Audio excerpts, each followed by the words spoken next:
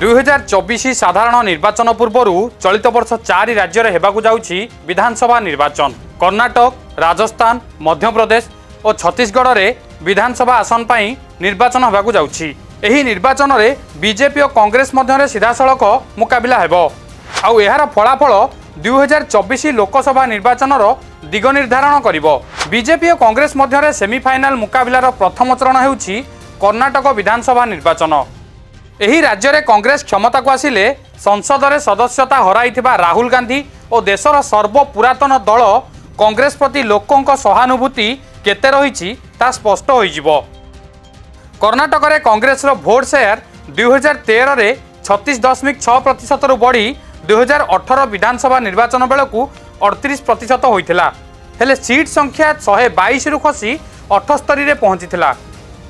सही भली 2013 निर्वाचन में मात्र 40 आसन जीतिथिला बीजेपी।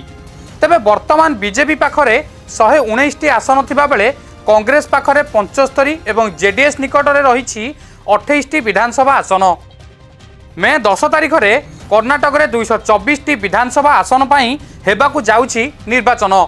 एने जोरदार प्रस्तुत आरंभ करदेलानी समस्त राजनैतिक दल। तेबे दलीय टिकेट रु वंचित किछि असंतुष्ट नेता बीजेपी शिविर छाड़ी कांग्रेस रे सामिल होइछंती, जहां कांग्रेस को गोटे प्रकार बल जोगाइछि। आउ राजनैतिक समीक्षकों मत अनुसार कर्णाटक निर्वाचन फलाफल बीजेपी अपेक्षा कांग्रेस पई बहु गुरुत्वपूर्ण भूमिका ग्रहण करिवो। कारण एही फलाफल ही निर्धारण करिवो कि 2024 रे बीजेपी को कांग्रेस टक्कर देई परिबो कि नाही।